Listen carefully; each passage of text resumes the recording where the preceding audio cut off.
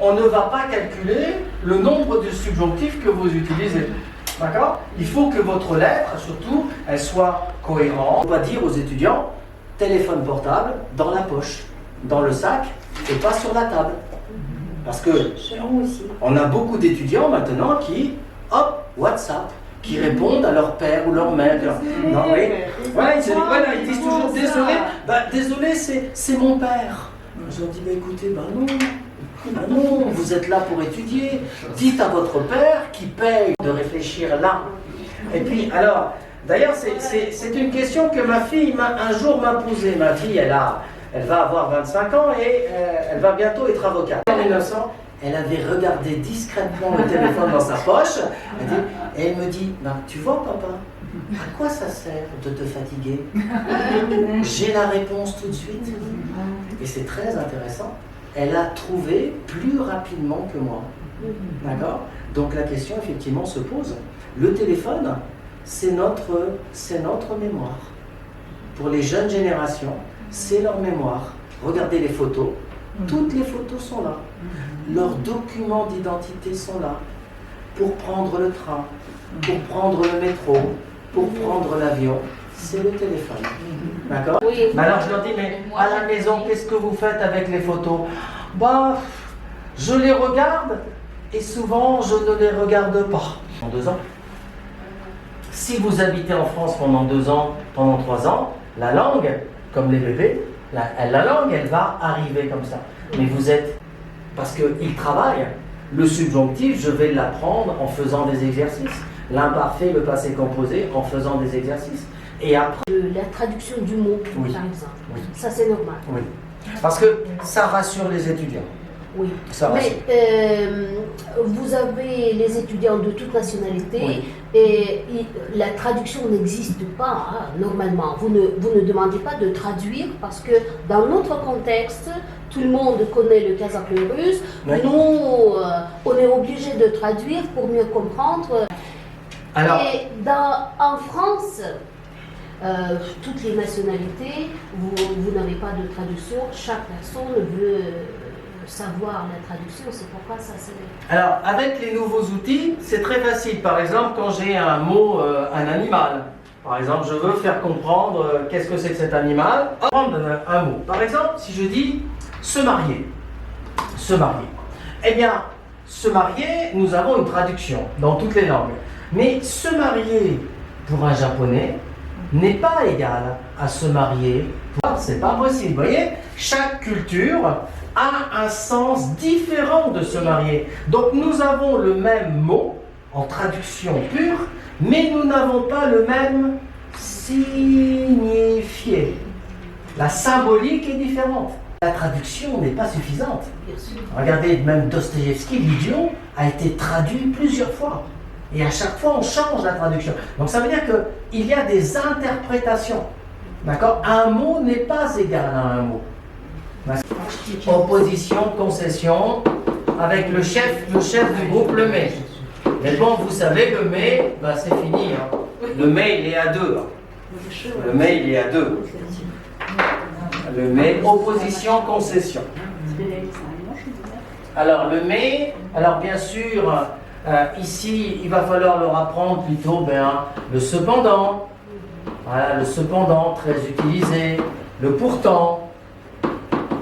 D'accord? J'ai entendu tout à l'heure, dans votre groupe, j'ai entendu très bien le quand même.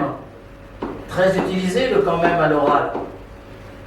D'accord? Si vous invitez quelqu'un, et puis je dis, je vous invite à mon anniversaire, mais pas d'alcool. Tu viens quand même? Effectivement, très bien. Le petit frère. Quand un étudiant il a des problèmes avec le subjonctif, on lui dit même si plus indicatif. Ça, c'est vraiment bien, le même si. Très naturel. Très naturel. Même s'il pleut, je sur les connecteurs. C'est-à-dire qu'un étudiant B1, il commence un petit peu à les utiliser. Ce qui fait que nous avons notre plan. Alors on va prendre ici peut-être un autre exemple.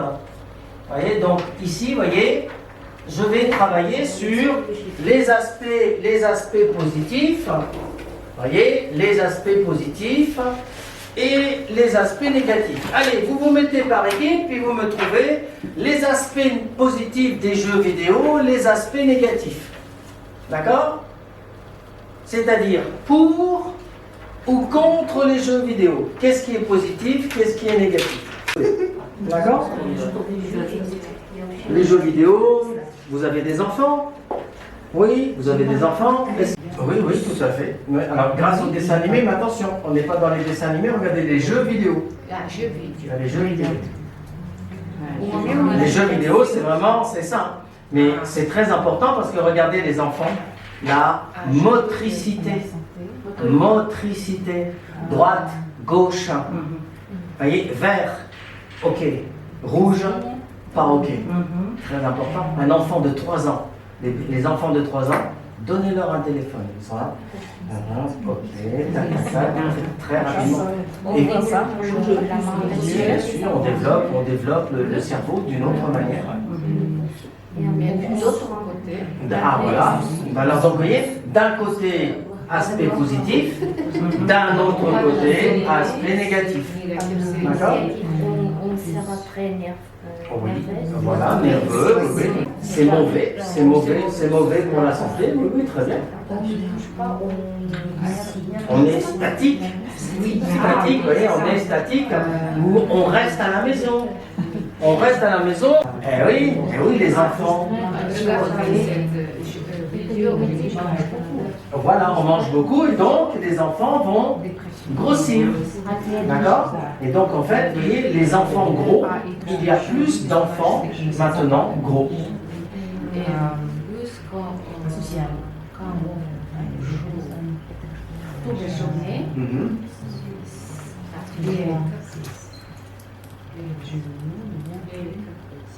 C'est pour les yeux. Oui, C'est pour toi et c'est pour ça. Beaucoup d'enfants aujourd'hui ont des problèmes de... Oui, les liens neuronaux. Oui, les liaisons neuronales. Oui, très bien, oui, très bien. Pour les aspects négatifs, donc D'accord. Sont mauvais, on va dire, sont mauvais pour la santé. D'accord. les yeux, D'accord.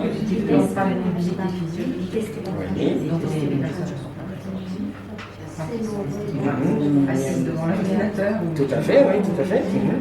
Dépendante. Ouais, c'est très bien, ça, c'est très bien. Ça va? Oui? C'est bon? Allez, on y va. Allez, donc, on y va. Parce que c'est mon petit aîné qui jouait ces jeux. Il a quel âge, votre fils? Actuellement, il a 20 ans. 20 ans. Mais c'était la période d'adolescent. Ah oui. C'était quand il était